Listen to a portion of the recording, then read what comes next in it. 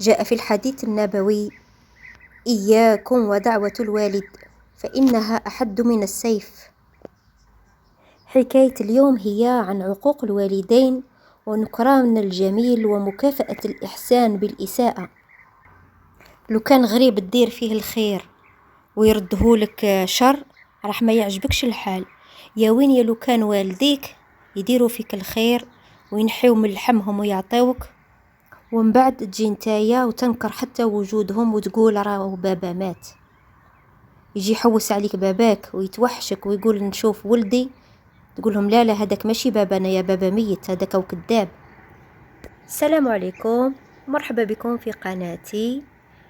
اليوم جيت بنحكي لكم حكاية جديدة، لكن قبل ما نحكي لكم حكاية أمينة من ولاية سكيكدا اللي تقول: أنا أمينة عمري 52 سنة، عشت مع والديا وعندي أخ واحد اسمه أحمد.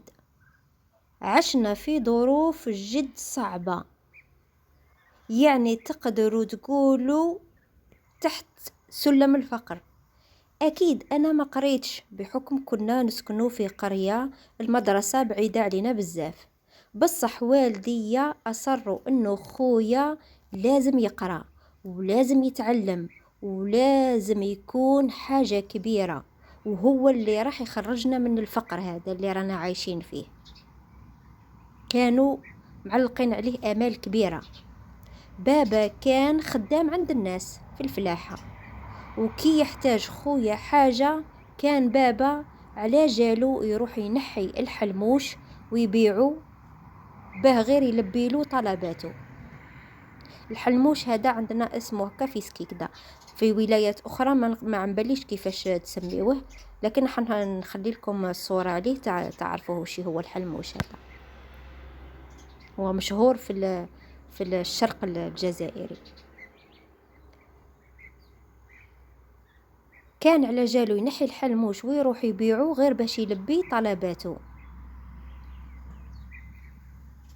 بالنسبة ليه البابا، يعني بالنسبة لبابا كان المهم عنده انه احمد ما يخصه والو، لازم يلبس مليح، لازم ما يخصوش حاجة من الادوات، خلاص تاني لازم ديما يكون عنده المصروف. المهم كنا معلقين عليه امال كبيرة بزاف، وكل ما يكبر ويطلع المستوى اكبر في القراية كل ما كانت تزيد حاجياته، حتى ولات ماما تخدم في الديار ساعات باش تلبيله احتياجاته. وانا في هذيك الاوقات كنت قاعدة غير في الدار مع الخدمة تاع الدار، ولا قراية لا خرجة لا حرفة في يدي، ما عندي حتى صنعة، ما نعرف ندير والو، نعرف غير نخدم خدمة الدار وخلاص. جاهلة تقدروا تقولوا بأتم معنى الكلمة. هو يعني أنا قريت حتى السنة السادسة ابتدائي وحبست، ما كانوش يقدروا يصرفوا علينا في زوج، كانوش يقدروا يلبيوا احتياجاتنا في زوج. بس احنا نعرف يعني نقرب، لكن في وقتنا هذا كما في الوقت هذا وقت التكنولوجيا والاخر تقدروا تقولوا عليا جاهلة جاهلة. المهم كبر خويا ولا يقرأ في الجامعة، جامعة الطب، وكبروا والديا وتعبوا، ووليت انا نخدم في الفلاحة مع بابا نعاونو.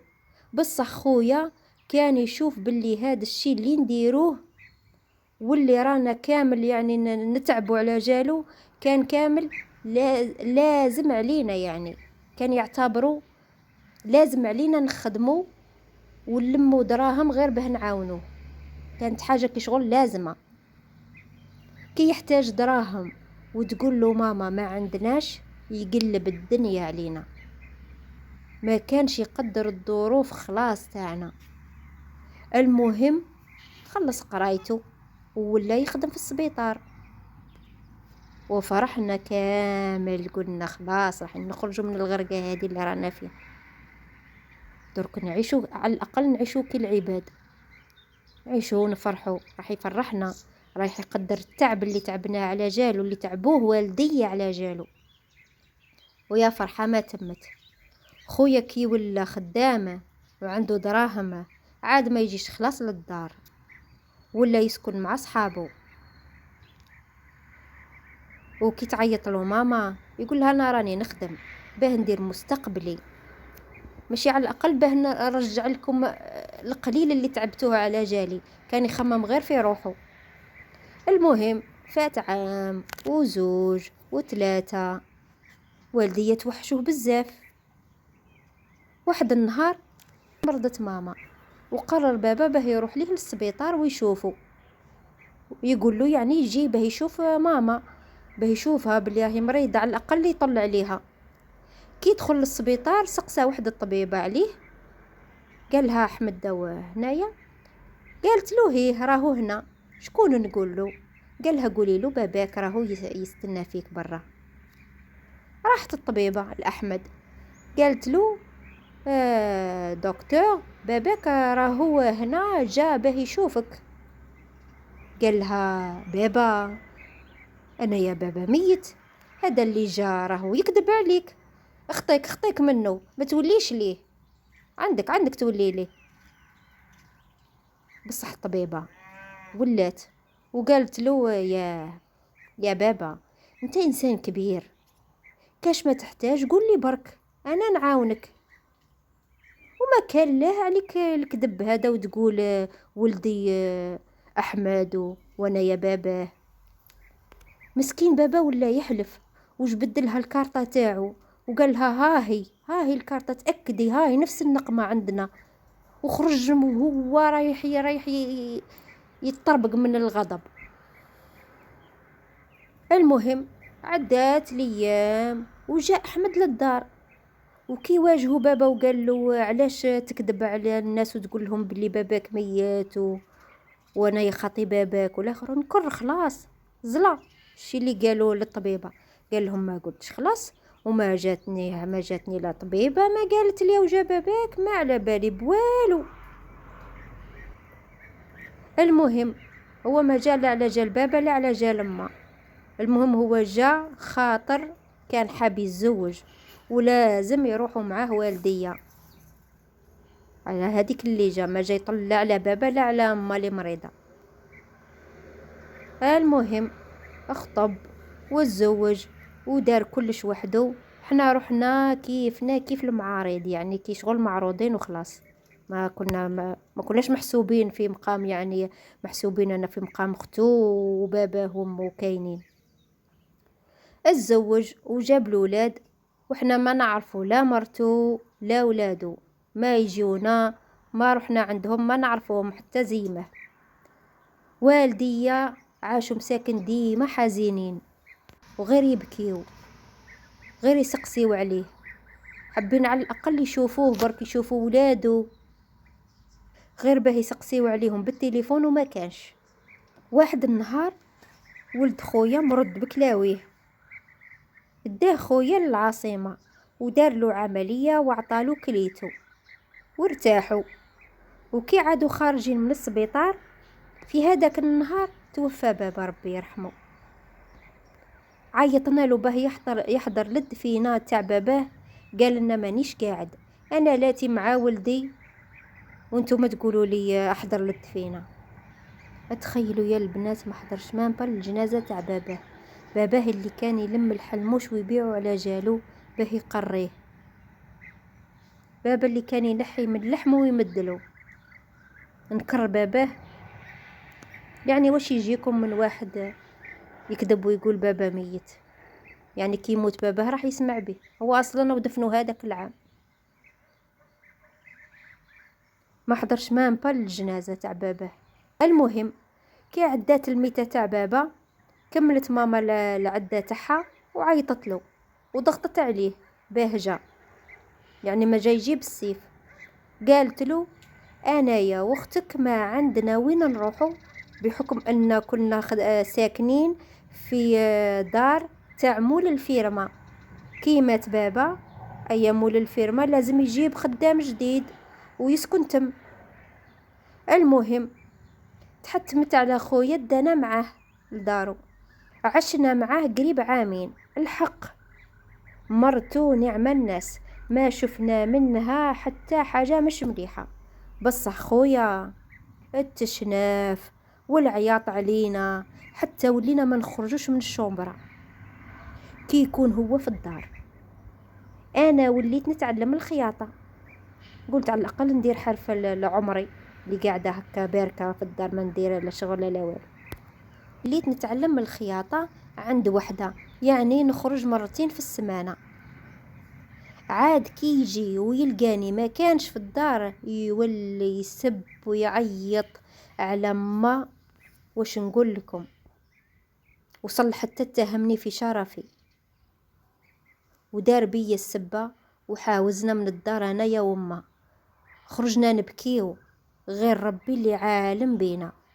قعدنا في الدروج تاع الباطمة حتى طاح الليل، وما مسكينة تقول لي ما تخافيش درك يهبط لينا، ما يفرطش في امه، ما تخافيش او ما يفرطش في امه، راه مغشش منك برك. شافنا واحد من الجيران وبعت لينا مرتو، قالت لنا واش بيكم غير الخير. حكينا لها الحكاية، غدناها دخلتنا للدار، قالت لنا محال نخليكم تباتوا برا. المهم بتنا عندها، والصباح قالت لي شوفي انا عندي حل لكان تقبلي، والله ما يخصك والو. قالت لي انايا امي توفات عندها عامين، وبابا عايش وحده في الدار، ما حب يروح عند حتى واحد من ولاده، وحنا والله متشنشفين معاه، كل جمعة تروح وحدة منا باه تقوم به وبالدار، وعندنا مدة وحنا نحوسو على بنت الحلال اللي تقبل به. صح يعني هو كبير عليا بزاف، بصح حتى انا راني قريب لل50، واصلا ما بقاتش فكرة الزواج في راسي، وزيد ما عندي وين نروح انايا وما. قبلت وتزوجت بيه، عقدنا وجا ولادو كامل عنده 3 بنات وزوج ذكورة. داروا عشاء الحلال، عطاوني 15 مليون شرط، وكساوني انايا وامي، وجابوا لي خاتم وسلسلة وهزوني فوق روسهم. والله ما توقعت هاد الشي كامل. ناس في القمة، تربية واخلاق. باباهم مع الاول ما كانش قابل، بصح كي عرف حكايتي انا يا وماما قبل غير باه يدير فينا الخير، ربي يجازيه. عشنا معاه كي الملكات، عوضنا ربي والحمد لله. جابوا لي بورطابل وداروا لي فيسبوك يعني ماسنجر، باه يوليو يهضروا مع باباهم بالكاميرا، وشجعوني قالوا لي كملي تقراي الخياطة. كملت فعلا، وكي كملت وخلصت شراو لي ماشينة باه نولي نخيط، وفعلا وليت نخيط ليا وليهم، وساعات كانوا يجيبوا لي تحبابهم وفاميلتهم، يعني الحمد لله ما علياش وليت. وخويا راه ولاتي مع مشاكله مع ولادو، واحد في الحبس وواحد مع المخدرات، ما يصحاش، ربي يهديهم له كل واحد. على كل حال ما نقدرش نطلب غير الهداية لخويا ولولادو. العام اللي فات مرضت ماما بزاف، ورحت ليه وقلت له ارواح واطلب السماح من امك على الاقل، ما حبش يجي خلاص. مع الاسف توفات امي ربي يرحمها، وكيف ما حضرش للجنازه تاعها. وقفوا معايا ولاد راجلي، هما اللي دفنوها وهما اللي داروا اللازم، ربي يجازيهم كل خير. والله بكاو عليها، تقول امهم حتى هي كانت تحبهم، تقول لقيت فيهم الحنانة تاع ولدي اللي ما شفتهاش منه خلاص. انا الحق درك راني عايشة مع راجلي معزة مكرمة، وما نكذبش عليكم ما زدتش عيطت لخويا، وما نظنش راح نزيد نعيط له. ندعي له من بعيد ربي يهديه وخلاص. لو علم الله شيئا هو أدنى من أف لنهى عنه، وهو من أدنى العقوق. ومن العقوق أن ينظر الرجل إلى والديه فيحض النظر إليهما، فما بالك اللي ينكر جميلهم واللي ينكر خيرهم واللي يدعي خلاص عدم وجودهم ويقول والدي ميتين. هذا عقوق ولا ماشي عقوق؟ نسأل الله الهداية واللطف.